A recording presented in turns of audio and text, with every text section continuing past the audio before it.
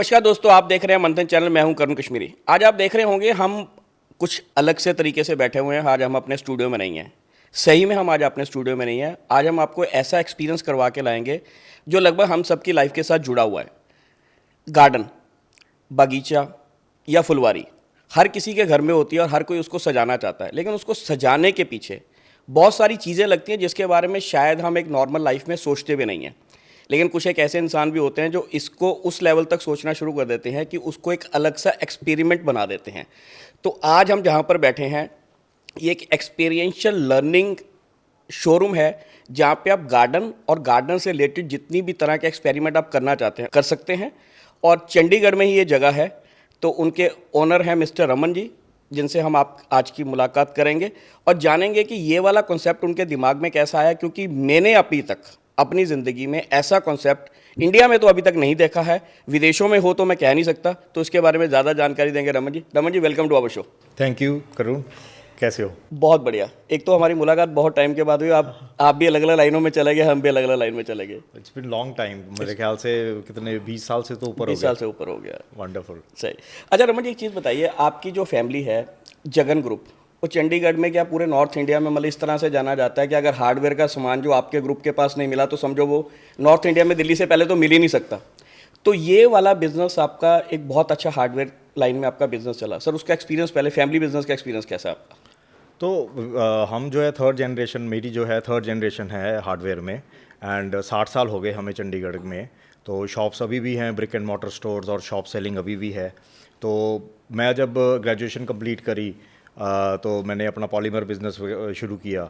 उसके बाद जब डैड को देखता था और ये देखता था भी हार्डवेयर सेलिंग ही कर रहे हैं वो, एंड वो पुराना स्टाइल से कर रहे थे, तो मेरे को ये लगा भी इसमें बहुत ज़्यादा स्कोप है और सिंस ये ब्लड में था ही, तो कुछ करना चाहता था इसके लिए मैं।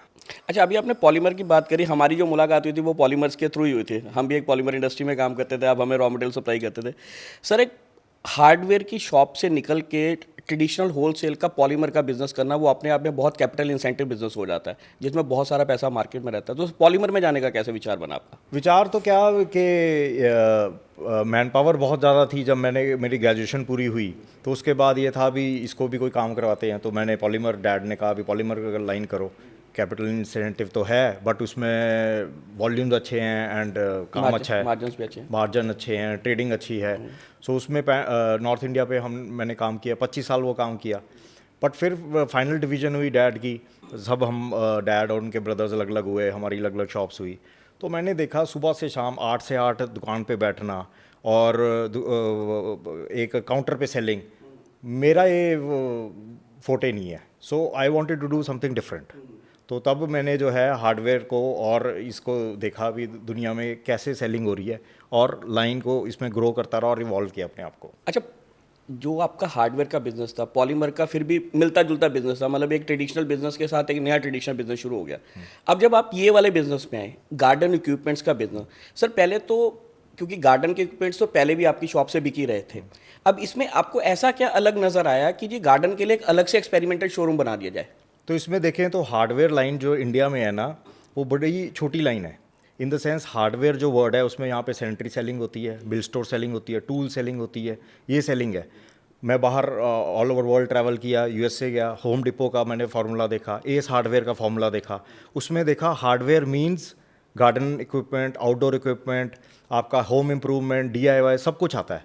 तो उसको लेके मैंने वो कॉन्सेप्ट को इंडिया के हिसाब से इंडिया के यहाँ लॉन्च किया। अच्छा, फिर इसमें फिर वही आ जाता है कि डीआईवाई में बहुत सारी इक्विपमेंट्स होते हैं, मतलब पर्टिकुलर गार्डन क्यों? क्योंकि गार्डन ऐसा हम लोग ये समझते हैं कि घर में एक माली रखा हुआ है, माली अपनी गैंती लाएगा, खुरपी लाएगा, वो ठीक करेगा, चला जाएगा। मतलब इसमें ऐसा आपको क्या लगा कि इसमें इतना बड़ा स्कोप है कि आपने पूरा गार्डन का ही बिजनेस करने की सोच ली? इसमें स्कोप हम कह सकते हैं अभी मिला भी और नहीं भी मिला। इन द सेंस के कोविड के बाद जब सब लोग, पूरी दुनिया घर पे बैठ गई, तो उनको हॉबी करने के लिए कुछ चाहिए था। और उस टाइम पे गार्डनिंग बच्चों से लेके बूढ़ों से लेके इवन जिनके पास टाइम नहीं होता वो भी गार्डनिंग में टाइम निकाल रहे थे। हमारे पास थोड़ा बहुत गार्डनिंग स्टफ़ था, तो उस टाइम डिमांड आई भी, डिमांड गार्डन का सामान चाहिए, तो वो उसकी सेल्स शुरू हुई। ऑनलाइन भी उसकी डिमांड आई। फिर जैसे बाहर के कॉन्सेप्ट में हमने एक्सप्लोर किया तो देखा कि अभी भी इंडिया में गार्डनिंग को उस लेवल पे नहीं लेते। यहाँ पे अभी भी वो सॉल्यूशंस, वो प्रोडक्ट्स नहीं हैं जिससे कि तुम्हारी लाइफ इजी होती है। अभी भी माली वो जो है पुरानी वाली हेज कटर्स और उससे काम करता है।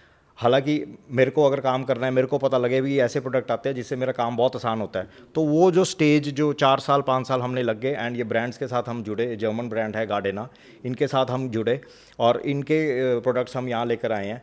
वो प्रोडक्ट्स ऐसे प्रोडक्ट्स हैं जिसका कोई मुकाबला ही नहीं है, कोई भी डुप्लीकेट वो कोई पेटेंट, उनके पेटेंट प्रोडक्ट्स हैं, उसमें कोई भी कंपटीशन नहीं है। तो वो प्रोडक्ट्स को लेके गार्डनिंग में लोग इतने इतने हॉबी, उनके इतने अच्छे गार्डन लवर्स हैं कि उनको तो प्रोडक्ट्स चाहिए, एंड गार्डना का बहुत अच्छा यहाँ पे एक्सेप्टेंस हुई है उसके।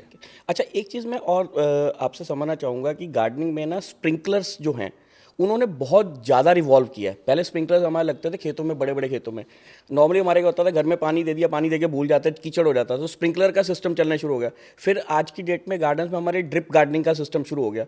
तो आपको लगता है कि टेक्नोलॉजी की इन्वायरमेंट के साथ हमारा जो गार्डनिंग करने का तरीका भी बदल रहा है?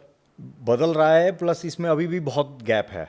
जो हार्डवेयर सेलिंग है और जो गार्डन में है, अभी भी it is unorganised in India. आपको अगर गार्डनिंग का सारा सामान चाहिए तो आप या तो ब्रिक एंड मॉर्टर स्टोर के साथ पुराने हार्डवेयर के पास जाएंगे, वो ये कहेगा आपको क्या चीज़ चाहिए, आपको निकाल के दे देगा। He doesn't have the display. ठीक है।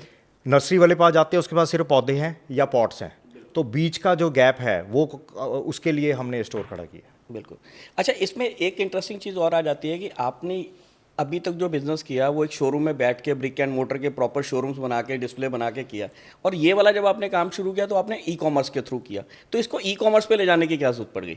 तो जब ये ट्रांजिशन हुआ कि डैड को मैं देखता था कि सुबह से शाम तक सेलिंग होनी है और हमारे पास कस्टमर लेह लद्दाख से स्टोर पे आता था सामान लेने, तो क्यों ना ऐसा कोई सिस्टम किया जाए जिससे कि उसके घर पे हम डिलीवर करें। तो 2014-15 में मैंने बद्दी में 5000 स्क्वायर फीट में एक एस हार्डवेयर के कॉन्सेप्ट पे स्टोर खोला था, जिसमें हमने 40 कंपनीज़ की डीलरशिप्स ली। उसमें सबसे पहले ऑनलाइन हमने शुरू किया था, जिसमें उस टाइम पे स्नैपडील, ईबे, पेटीएम और टोलेक्सो आए थे। हम ने सबसे पहले, यू कैन से, भी इंडिया में पहले ऐसे जाने थे जिन्होंने जेनसेट और लैडर्स उड़ीसा में किसी के घर पे शिप करी थी। 2015 की बात है। तो एक्सेप्टेंस और एवोल्यूशन जो है ई कॉमर्स का 2015-16 से शुरू हो गया, अमेजॉन, फ्लिपकार्ट जब आए, एंड आज की जनरेशन स्मार्टफोन्स का भी एवोल्यूशन हुआ, तो ई कॉमर्स की यूसेज बढ़ गई। अच्छा, एक चीज़ है कि ई कॉमर्स के साथ ये बात तो ठीक है कि आप दुनिया में कहीं पे भी बैठे हुए कोई भी चीज़ परचेज कर सकते हो, लेकिन उसके साथ साथ में एक रिस्पॉन्सिबिलिटी ये आ जाती है कि यहाँ से लेके जब तक सामान सामने के घर में पहुँचा और उसके बाद जो बीच में ब्रेकरेज और बाकी सारी चीज़ें, तो उसका डर कहीं ना कहीं बहुत ज़्यादा लगा रहता है। तो वो चैलेंज कितना बड़ा है? बहुत बड़ा चैलेंज है। आज की डेट में जो भी नई मार्केट प्लेसेस आई हैं, वो कोई भी दुकानदार है उनके पास जाती हैं, अभी आप ऑनलाइन शुरू कर दो, आपको प्लेयर्स बहुत दिख जाएंगे, बट कस्टमर सेटिस्फेक्शन, डिलीवरी उसके तक पहुंचना, विद डेमो, गाइडेंस और इंस्टॉलेशन, वो सब हम साथ करते हैं। हम कस्टमर आफ्टर सर्विस भी और रिपेयर्स भी। तो फ्रॉम ऑर्डरिंग भी कौन सी मशीन किस प्रोडक्ट के लिए, किस पर्पस के लिए चाहिए, उससे लेके वो मशीन की यूसेज 2-3 साल तक हमारे पास पूरी टीम है, हम वो गाइड करते हैं। अच्छा, इसमें एक चीज़ और आ जाती है, जैसे आपने कहा कि आफ्टर सेल सर्विसेज का बहुत इशू सब जगह रहता है। एक चीज़ कुछ एक सालों से ये एक्सपीरियंस भी होना है कि जब से ई कॉमर्स आना शुरू है, लोग क्या करते हैं कि ऑफलाइन स्टोर में जाके चीज़ देखेंगे, पसंद कर लेंगे, जब पसंद है फिर प्राइस कंपेयर करने के लिए ई कॉमर्स पे चले जाएंगे, फिर जिस साइट पे अच्छा लगता है, जहाँ पे रेट सस्ता लगा, वहाँ से ले लेते हैं। तो ये भी एक कारण रहा कि आपको एक्सपेरिमेंटल ये वाला शोरूम बनाना पड़ा कि लोग फोटो तो देखते थे लेकिन ये चाहते थे एक्चुअल में देख के आए कि होता कैसा है। तो आप को ये सरप्राइज लगेगा कि 2023 में मैंने पहले ऑनलाइन से शुरू किया था। मैं वही कह रहा हूँ ना, ऑनलाइन से ऑफलाइन में, लोग ऑफलाइन से ऑनलाइन में जाते हैं। तो क्या हुआ कि जैसे जैसे ट्रेंड चलता, लोग कहते हैं भी ऑनलाइन आ गया है, अब ऑफलाइन स्टोर्स बंद हो जाएंगे। फिर हमने देखा नाइका, लेंसकार्ट वगैरह ऑनलाइन से ऑफलाइन आए। बिल्कुल। सो ये स्टोर इसलिए है कि आप प्रोडक्ट टच करें, फील करें, उसके फीचर्स देखें, प्रोडक्ट की क्वालिटी देखें, तो उसके लिए ओमनी चैनल रहेगा एंड ऑफलाइन स्टोर्स और ऑनलाइन स्टोर का कॉम्बिनेशन रहेगा। आपको हर जगह प्रेजेंट होना पड़ेगा। प्रेजेंट होना पड़ेगा। तो उसके लिए मतलब लोग आज भी हैं कि क्योंकि वो एक ह्यूमन टेंडेंसी है, मेरे को लगता है कि हमारी इंडियन की तो एटलीस्ट आदत है कि वो कपड़ा भी जब तक हम हाथ लगा के देखें तब तक हमें फील ही नहीं आता, देखने में हम पसंद जरूर कराते हैं लेकिन लेने के लिए तो एक बार तो ज़रूर आएंगे। बिल्कुल। अच्छा, एक मैं देख रहा हूँ ये पीछे गोरिल्ला का ब्रांड है सर, ये आपने कहा कि ग्लोइंग का बहुत बड़ा ब्रांड है, तो अगर हम इंडिया की बात करें, हम किसी ब्रांड की नाम नहीं लेके, लेकिन बहुत बड़ा ब्रांड है जो अपने आप में किंग है, तो आप गोरिल्ला को क्यों लेके आए इंडिया में और इसकी आपने मास्टर फ्रेंचाइजी आपके पास है, मतलब ऐसा क्या इस ग्लू में खास है जो इंडिया में ग्लू में नहीं होता? तो इसके पीछे भी एक स्टोरी है कि गोरिल्ला, मैं जब एस हार्डवेयर, होम डिपो वगैरह जाता था, उनके हार्डवेयर स्टोर में जाता था, तो देखता था भी ऐसे उनका डिस्प्ले और कस्टमर बाइंग हो रही है, तो ऐसी क्या खास बात है। तो मैं उस टाइम पे अपने टैची में भर के लाता होता था ग्लूस, एंड कंपैरिजन में 1500 की ग्लू गोरिल्ला की उस टाइम पे लॉन्च की थी, और यहाँ पे 50-60 रुपए की एक नॉर्मल मिल जाते हैं। सुपर ग्लूस मिल जाती हैं। तो इवन फैमिली में भी आए तो व्हाट आर यू डूइंग भी, कौन लेगा तेरे से।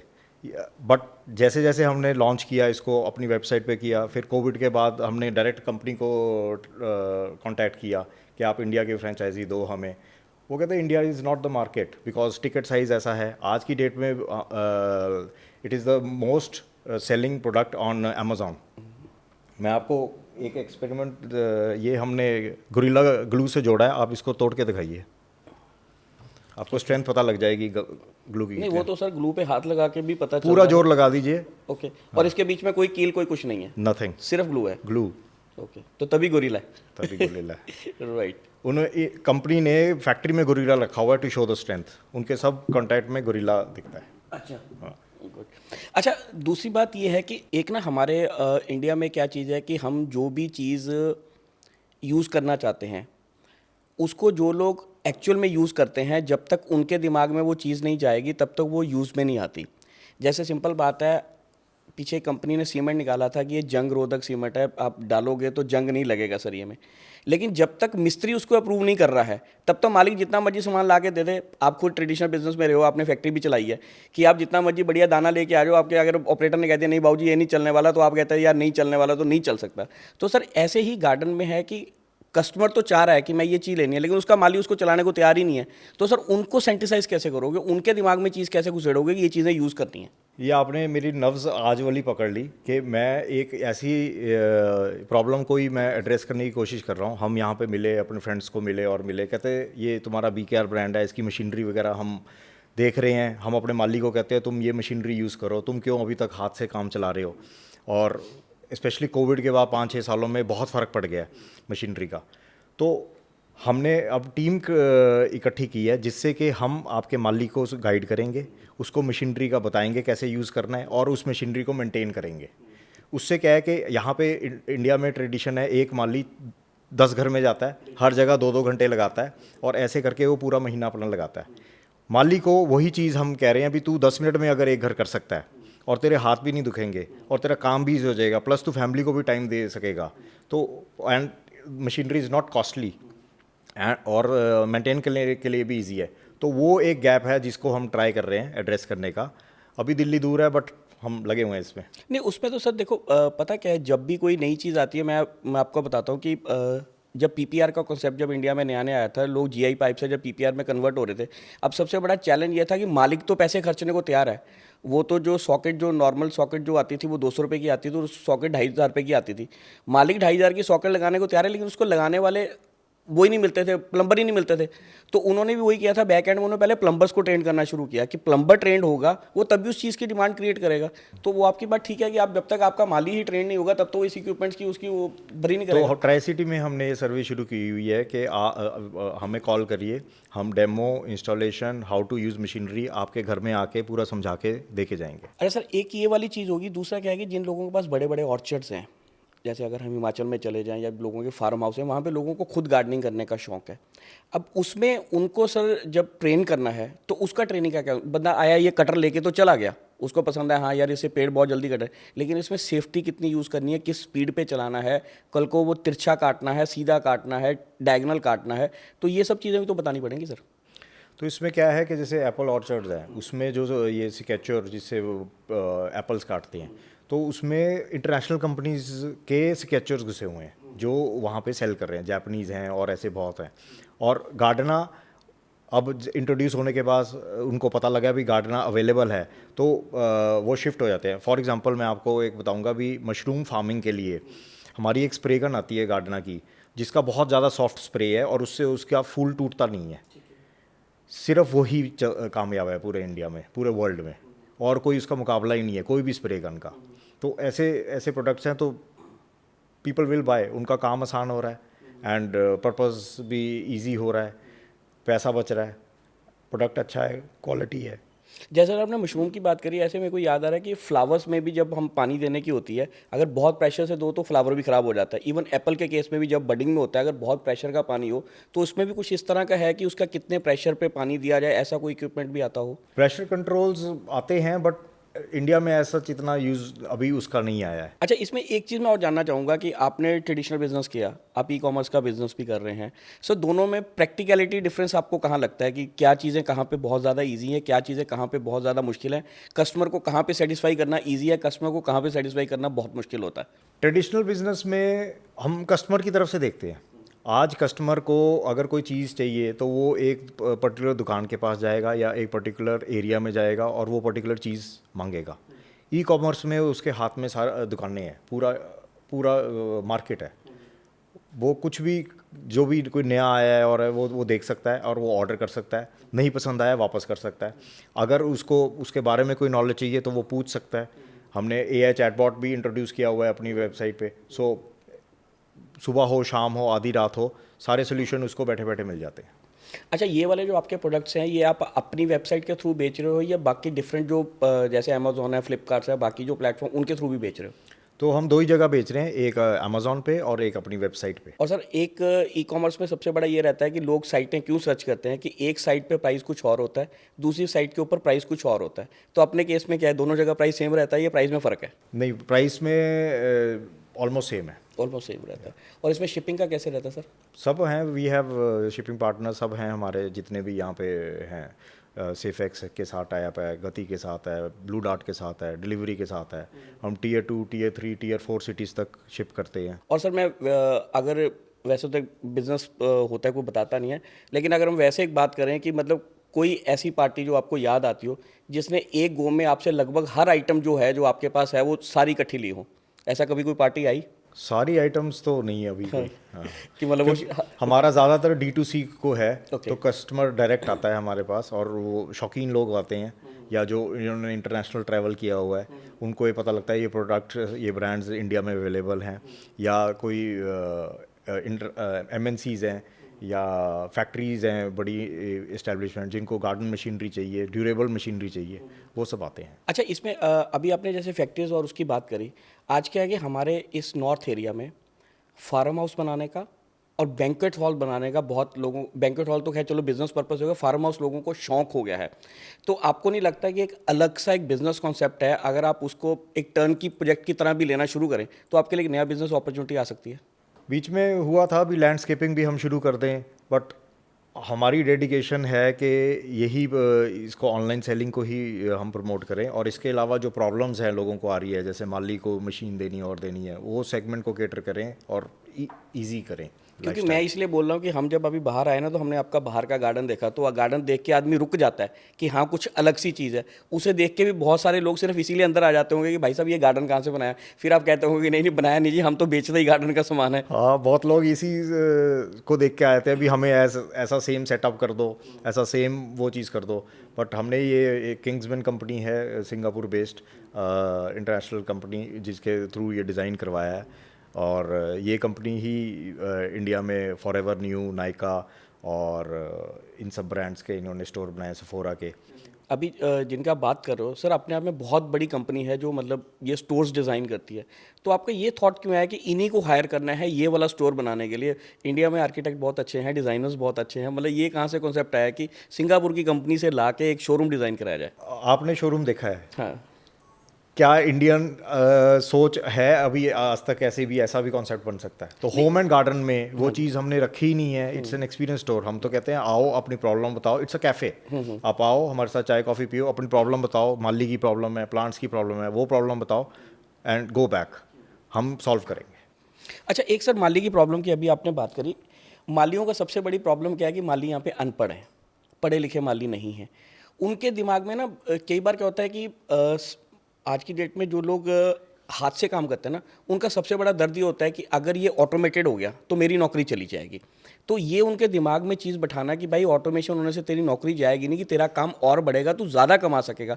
इस चीज़ पे फोकस करने के लिए क्या सोच रहे हैं आप? तो इसमें दोनों चीज़ें हैं। इवन मैनुअल टूल्स भी आते हैं हमारे गार्डन के। तो मैनुअल टूल्स में जो वो मशीनें हाथ से यूज़ करते हैं, ये टूल्स जर्मन क्वालिटी से इस हिसाब से बने हैं कि उनके कट्स जैसे है, एक कटर जो है 2500 कट काट सकता है। ठीक है। फिर जो हेज कटर्स है वो उसके एर्गोनॉमिक्स ऐसे हैं कि हाथ नहीं दुखेगा, सबसे कम एफर्ट लगेगा, एंड तुम्हारा काम भी जो कटिंग है और वो सब इजी होएगी। तो दो दो अलग अलग वर्टिकल्स हैं। मशीनरी का अलग वर्टिकल है एंड मैनुअल टूल्स का अलग वर्टिकल है, जिसको जहाँ जैसे सूट करता है वो यूज़ कर सकता है। ठीक है। अच्छा सर, टूल्स आपसे ले लिए, ट्रेनिंग भी सब कुछ कर ली, उसके बाद आता है आफ्टर सेल सर्विसेज का।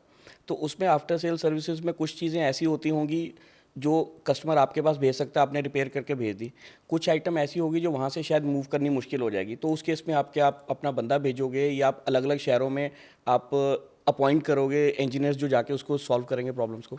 तो पैन इंडिया ये बहुत बड़ी प्रॉब्लम आती है और ये हमारी हॉल्ट कंपनी ही इसको एड्रेस कर रही है। अभी हम ऐसे कर रहे हैं कि कोई भी जैसे बैंगलोर में किसी ने ऑर्डर किया और मशीनरी में फॉल्ट आ गया, तो हमने वहाँ पे कई टाइप्स किए हुए हैं। हम कहते हैं वहाँ जाके मशीनरी दिखा दो एंड जो भी होगा उसको उसके साथ हम टाई अप करेंगे। स्पेयर पार्ट भेजने हम यहाँ से भेज देंगे एंड वो वहाँ से रिपेयर करा लेते हैं इफ़ मशीन अंडर वारंटी है। अगर ज़्यादा कुछ काम है तो हम लिफ्ट करवा लेते हैं यहाँ पे ठीक करके, तब उसको भेज देते हैं। तो दोनों सोल्यूशंस हम प्रोवाइड करते हैं। अच्छा, जैसे सर आपने बात करी अभी गार्डनिया ब्रांड की बात करी और साथ में आपने इसका गोरिल्ला की बात करी। अब कुछ और ऐसे ब्रांड्स हैं जो आपको लग रहा है कि आप इंडिया में लेके आने वाले हैं, जिनकी डिमांड आपको लगता है कि होने वाली है, या फोर्स ही कर रहे हैं कि अगर मैं इसको लॉन्च करता हूँ तो इसकी मार्केट क्रिएट की जा सकती है? तो होम इम्प्रूवमेंट में अभी वी जस्ट कोलैबोरेटेड और वेलक्रो नाम का ब्रांड है यूएसए का, तो वो हमारा कोलैबोरेशन हो गया है as a marketing channel for India region, और उसको हम बिफोर दिवाली लॉन्च करने वाले हैं। तो सर अब ये तो सारा सेटअप हो गया, आगे का भी होगा। आने वाले 5 साल में आप कहाँ देखते हैं कि इसमें क्या नया इंप्रूवमेंट हो सकता है, या कोई ऐसा वर्टिकल जो आपको लगता है, क्योंकि अब आपको चस्का तो लग गया कि नई नई चीज़ें बनाने का, क्योंकि आपने हार्डवेयर का शोरूम भी अपने एक एक्सपीरियंशियल शोरूम बना ही दिया है एक दूसरे एरिया में, ये आपने एक बना दिया। तो इसके बाद और दिमाग में क्या चल रहा है कि इसके बाद और क्या आप नया लेके आने वाले हैं? इसको पैन इंडिया लेके जाएंगे, एक्सपीरियंस अब पैन इंडिया खोलेंगे एंड नए नए ब्रांड्स और होम इम्प्रूवमेंट और गार्डनिंग में और क्या चीज़ों की कमी है उसको लेकर आएंगे। जो प्रॉब्लम्स हैं, प्रॉब्लम्स को एड्रेस करेंगे, इसको सॉल्व करने की कोशिश करेंगे एंड पूरे गार्डन का इकोसिस्टम जो है वो बनाएंगे इंडिया में। अच्छा सर, एक है तो पर्सनल सवाल है। आप जैसे आपकी जो फैमिली है वो लगभग 60 साल से बिजनेस में है, आप थर्ड जनरेशन आपने कहा कि इस बिज़नेस में है। अब आगे की जो बच्चे आ रहे हैं, क्या वो इस तरह के ट्रेडिशनल बिजनेसेस में जाना चाहेंगे, या वो आईटी में और सब जगह जाना चाह रहे हैं? फिर आपको ये नहीं लग रहा कि इतना बड़ा जो तामझाम फैला रहे हैं इसको आगे चलाएगा कौन? It's a good question. तो उसमें क्या है कि उसी के लिए ई कॉमर्स है। ओके। नई जनरेशन है। हम आज देखते हैं भी आने वाले 15 सालों में, 10 सालों में 35 ईयर्स के जो बच्चे हैं वो 65% पॉपुलेशन हो जाएगी इंडिया की। तो वो तो दुकानों पे जा नहीं सकते, उन्होंने तो ई कॉमर्स और ऑनलाइन ही ऑर्डर करना है। आज देखें तो क्विक कॉमर्स क्यों चल रहा है, तो टाइम, लेबर और क्वालिटी का इम्पोर्टेंस बहुत ज़्यादा बढ़ जाएगा आने वाले 5 सालों में। टाइम नहीं है किसी के पास, लेबर नहीं मिलती है, तो उसके लिए कोई ऐसे ऑटोमेटेड टूल्स और वो सब चाहिए। अब गार्डनिंग में है तो गार्डनिंग में तुम्हारे फ़ोन से बैठे बैठे तुम पानी ऑन कर दो, पानी ऑफ कर दो एंड सारा तुम्हारा वाटर हो जाएगा। सो वो सिस्टम्स हैं एंड क्वालिटी, एजुकेशन बढ़ रही है, लोग पढ़े लिखे ज़्यादा हो रहे हैं, तो उनको भी क्वालिटी प्रोडक्ट चाहिए ताकि उसमें प्रॉब्लम ना आए एंड दे आर। अब आईफोन को देखो और देखो तो कितनी चीज़ों की रिलायबिलिटी और एक्सेप्टेंस ज़्यादा हो रही है आज की जनरेशन में। अच्छा सर, आजकल हम जब बात करते हैं ना यंगस्टर्स को, जैसे आपने कहा कि पॉपुलेशन हमारी इंडिया की यंगस्टर्स की बहुत ज़्यादा आने वाली है, उनके साथ सबसे बड़ी प्रॉब्लम क्या है कि उनको ना एक जगह पे टिकना और एक ही काम में टिके रहना बहुत बड़ा चैलेंज है। तो आप अपनी तरफ से क्या सोचते हैं कि आने वाले टाइम में जो बिज़नेस कम्युनिटी जो अब डेवलप होएगी, वो किस तरह का बिज़नेस अब चलने वाले हैं? क्योंकि मैं ये तो नहीं कहता कि हार्डवेयर का बिज़नेस ख़त्म हो जाएगा, लेकिन उसको करने वाले या सीखने वाले बड़े लिमिटेड लोग रह जाएंगे। लोग ज़्यादातर वो सोचते हैं कि मेरे मतलब वो है कि वाइट कॉलर जॉब्स ही चाहिए, ब्लू कॉलर कोई करना नहीं चाह रहा। तो किस तरह से आप देखते हैं कि इंडिया इंडस्ट्रियलाइजेशन की तरफ दोबारा से बढ़ेगा, या जो हमारे ट्रेडिशन के साथ साथ रेवोल्यूशन भी होएंगी, मतलब किस तरह से आपका क्या प्रोसीजर है, आप यंगस्टर्स को क्या कहना चाहेंगे, किस तरह का बिजनेस चलेगा? World is changing very fast. अभी जैसे एआई के आने के बाद कोई कहता है अभी ग्राफिक डिज़ाइनर का काम बंद हो जाएगा, कोई कोडिंग वाले का काम बंद हो जाएगा। पहले ऑनलाइन के लिए भी कहते थे ट्रेडिशनल स्टोर्स का काम बंद हो जाएगा। अब इंडस्ट्री को देखें तो जो हार्डवेयर स्टोर्स हैं, हार्डवेयर स्टोर्स कोई बंद नहीं होएगा, वो रहेंगे। उसमें सॉर्टिंग हो जाएगी, वर्टिकल्स आ जाएंगे, जो मेरा मानना है। ऑटोमेशन हो जाएगी। आज हम बात करते हैं चाइना में देख लें, कहीं देख लें, रोबोट्स बहुत जगह आ गए हैं।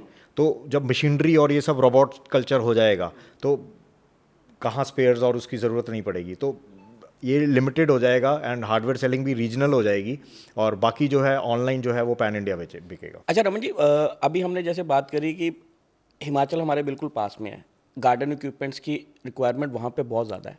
एक हिमाचल में सबसे बड़ा चैलेंज जो है स्नो के टाइम पे बहुत आता है, स्नो जब गिरती है, तो उसके रिलेटेड कुछ इक्विपमेंट्स नहीं आप सोच रहे?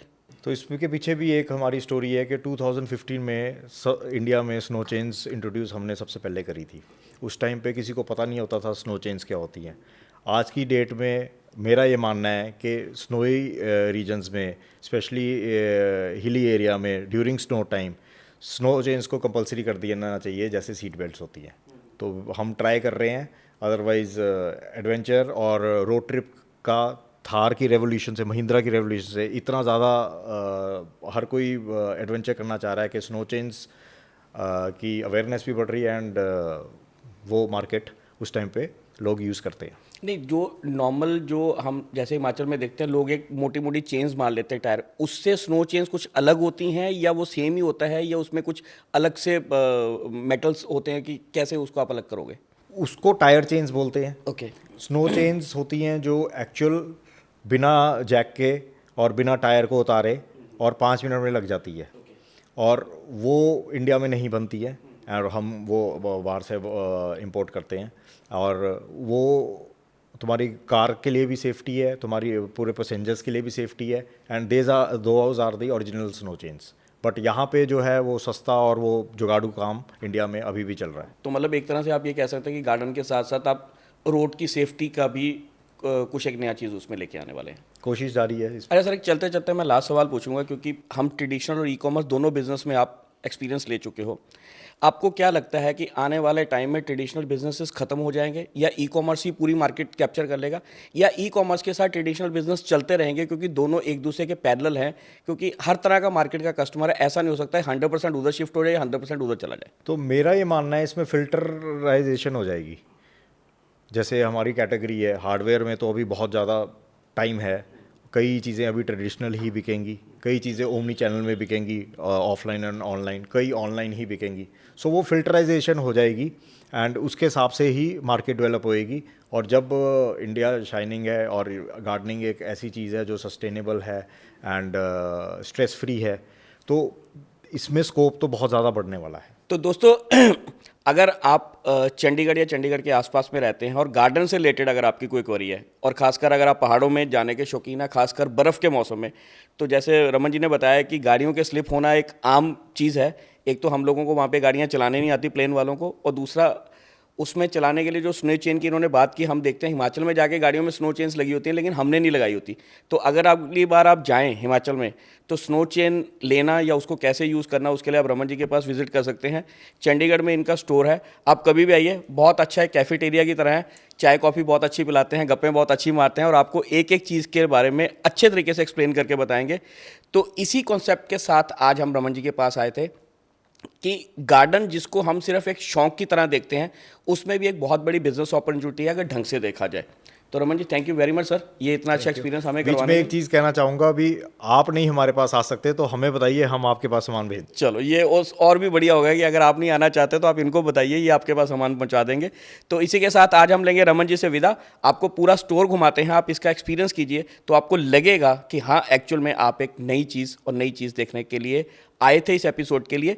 तो अगली बार हम आपके लिए लाएंगे कोई और नई स्टोरी ढूंढ के, तब तक हमें दीजिए इजाज़त। मिलते हैं अगली बार किसी और एपिसोड में किसी और शख्सियत के साथ। Raman ji, thank you very much sir. Thank you Karan, Thank you. Thank you.